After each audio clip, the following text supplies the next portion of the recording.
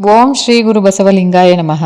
ನನ್ನೆಲ್ಲ ಪ್ರೀತಿಯ ವೀಕ್ಷಕರುಗಳಿಗೆ ವಚನಗಳು ವಿತ್ ಮುಗುಳುನಗೆ ಚಾನಲ್ಗೆ ಆತ್ಮೀಯವಾದ ಸ್ವಾಗತ. ಸ್ನೇಹಿತರೆ, ಮನಸ್ಸು ಒಂದ್ಸಲ ಒಣಗಿದ್ರೆ ಅದನ್ನು ಮತ್ತೆ ಹಸಿರಾಗಿಸುವುದು ತುಂಬ ಕಷ್ಟ. ಈ ಜೀವನದ ಸತ್ಯವನ್ನು ಹೇಳುವ ಅದ್ಭುತವಾಗಿರ್ತಕ್ಕಂತಹ ವಚನ ಇದು. ನಾವು ದೇವರನ್ನ ಯಾವಾಗ ಅರಿಬೇಕು, ಜೀವನದ ಕೊನೆಯಲ್ಲ ಅಥವಾ ಈಗಲೇನೋ, ಈ ಪ್ರಶ್ನೆಗೆ ಉತ್ತರ ನೀಡುವಂತಹ ವಚನ ಇದು. ಒಣಗಿದ ಬೇರಿಗೆ ನೀರನ್ನು ಹಾಕಿದ್ರೆ ಗಿಡ ಬೆಳೆಯುತ್ತಾ? ಹಾಗೆಯೇ ಒಣಗಿದ ಮನಸ್ಸಿಗೆ ಭಕ್ತಿ ಬರಬಹುದಾ? ಈ ಆಳವಾದ ಸತ್ಯವನ್ನು ಹೇಳುವಂತಹ ಈ ಒಂದು ಚಿಕ್ಕ ವಚನ ಆಯ್ದಕ್ಕಿ ಲಕ್ಕಮ್ಮನವರದ್ದು.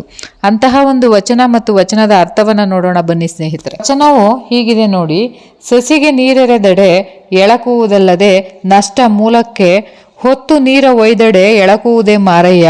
ನಿನ್ನ ವಿರಕ್ತಿ ನಷ್ಟವಾಗದ ಮುನ್ನವೇ ಮಾರಯ್ಯ ಪ್ರಿಯ ಅಮರೇಶ್ವರ ಲಿಂಗವ ನರೀರಯ್ಯ.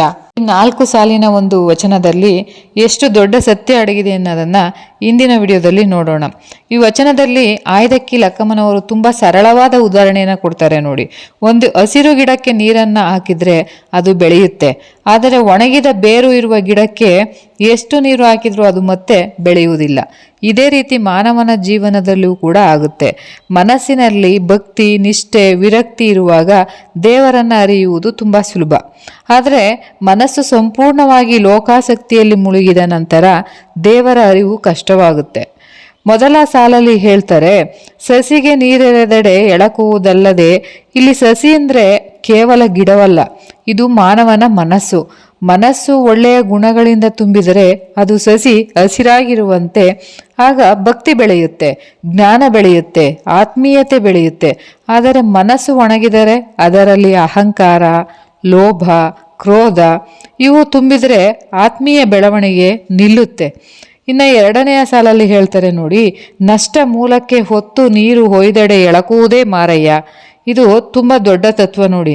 ನಷ್ಟ ಮೂಲ ಎಂದರೆ ಒಣಗಿದ ಬೇರು, ಅಂದರೆ ಜೀವನದಲ್ಲಿ ಸಂಪೂರ್ಣವಾಗಿ ಭಕ್ತಿಯನ್ನು ಕಳೆದುಕೊಂಡಂತಹ ಮನಸ್ಸು ಎಷ್ಟೇ ಉಪದೇಶ ಮಾಡಿದರೂ ಕೂಡ ಫಲ ಕಡಿಮೆ. ಉದಾಹರಣೆಗೆ ಹೇಳ್ಬೇಕಂದ್ರೆ, ಒಬ್ಬ ವ್ಯಕ್ತಿ ಜೀವನ ಪೂರ್ತಿ ಅಹಂಕಾರ, ಸ್ವಾರ್ಥ, ಮೋಸ ಇವುಗಳಲ್ಲಿ ಮುಳುಗಿದ್ರೆ ಅವನಿಗೆ ಕೊನೆಯ ಕ್ಷಣದಲ್ಲಿ ಜ್ಞಾನ ಬರಲು ತುಂಬ ಕಷ್ಟ. ಆದ ಕಾರಣ ಲಕ್ಕಮ್ಮನವರು ಮುಂಚಿತವಾಗಿ ಎಚ್ಚರಿಸ್ತಾರೆ ನೋಡಿ. 3ನೆಯ ಸಾಲಲ್ಲಿ ಹೇಳ್ತಾರೆ, ನಿನ್ನ ವಿರಕ್ತಿ ನಷ್ಟವಾಗದ ಮುನ್ನವೇ. ಇಲ್ಲಿ ವಿರಕ್ತಿ ಅಂದ್ರೇನು? ಲೋಕಾಸಕ್ತಿಯಿಂದ ದೂರವಾಗುವ ಮನಸ್ಸು. ಅಂದರೆ ವಿರಕ್ತಿ ಇದ್ದರೆ ದೇವರ ಒಂದು ಅರಿವು ಸುಲಭ ಆಗುತ್ತೆ, ಆತ್ಮಶಾಂತಿ ಸಿಗುತ್ತೆ, ಜೀವನದ ಸತ್ಯ ಗೊತ್ತಾಗುತ್ತೆ. ಆದರೆ ಲೋಕಾಸಕ್ತಿ ಹೆಚ್ಚಾದಾಗ ಹಣದ ಆಸೆ, ಹೆಸರಿನ ಆಸೆ, ಅಹಂಕಾರ ಇವುಗಳು ಮನಸ್ಸನ್ನು ಆವರಿಸ್ತವೆ. ಆಗ ಆತ್ಮೀಯ ಬೆಳವಣಿಗೆ ನಿಲ್ಲುತ್ತೆ. 4ನೇ ಸಾಲಲ್ಲಿ ಹೇಳ್ತಾರೆ, ಮಾರಯ್ಯ ಪ್ರಿಯ ಅಮರೇಶ್ವರ ಲಿಂಗವ ನರೀರಯ್ಯ. ಇಲ್ಲಿ ಲಕ್ಕಮ್ಮ ಹೇಳುವುದೇನೆಂದರೆ, ವಿರಕ್ತಿ ಕಳೆದುಕೊಳ್ಳುವ ಮುನ್ನವೇ ದೇವರನ್ನು ಅರಿತುಕೊಳ್ಳಿ. ಅಂದರೆ ಜೀವನದಲ್ಲಿ ಭಕ್ತಿ ಬೆಳೆಸಿ, ಜ್ಞಾನ ಪಡೆಯಿರಿ, ದೇವರನ್ನು ಅನುಭವಿಸಿ. ಕೊನೆಗೆ ಮಾತ್ರ ದೇವರನ್ನು ಹುಡುಕಿದರೆ ಅದು ತಡವಾಗಬಹುದು. ಇನ್ನು ಈ ವಚನದಿಂದ ನಮಗೆ ಒಂದು ದೊಡ್ಡ ಪಾಠ ಸಿಗುತ್ತೆ ನೋಡಿ. ನಾವು ಜೀವನದಲ್ಲಿ ಒಳ್ಳೆಯ ಮನಸ್ಸು, ಭಕ್ತಿ, ಸರಿಯಾದ ಜೀವನ ಇವುಗಳನ್ನು ಕಾಪಾಡಬೇಕು. ಒಮ್ಮೆ ಮನಸ್ಸು ಸಂಪೂರ್ಣವಾಗಿ ಲೋಕಾಸಕ್ತಿಯಲ್ಲಿ ಮುಳುಗಿದ್ರೆ ಆತ್ಮೀಯ ಬೆಳವಣಿಗೆ ಕಷ್ಟ ಆಗುತ್ತೆ. ಆದರೆ ಇಂದು ನಾವು ಬದಲಾದರೆ ಜೀವನವೇ ಬದಲಾಗುತ್ತೆ. ಈ ವಚನದಿಂದ ನಮಗೆ ಹೇಳುವಂತಹ ಒಂದು ಸತ್ಯ ಏನಂದರೆ, ಮನಸ್ಸು ಹಸಿರಾಗಿರುವಾಗಲೇ ದೇವರನ್ನು ಅರಿಯಬೇಕು. ಒಣಗಿದ ನಂತರ ನೀರು ಹಾಕಿದರೆ ಗಿಡ ಬೆಳೆದು ಬರುವುದಿಲ್ಲ. ಹಾಗೆಯೇ ಜೀವನ ಸಂಪೂರ್ಣವಾಗಿ ಲೋಕಾಸಕ್ತಿಯಲ್ಲಿ ಮುಳುಗಿದ ನಂತರ ಜ್ಞಾನವನ್ನು ಹುಡುಕುವುದು ತುಂಬ ಕಷ್ಟ. ಆದ್ದರಿಂದ ಹಿಂದೆ ಭಕ್ತಿ, ಜ್ಞಾನ ಮತ್ತು ಒಳ್ಳೆಯ ಜೀವನವನ್ನು ಆರಿಸೋಣ.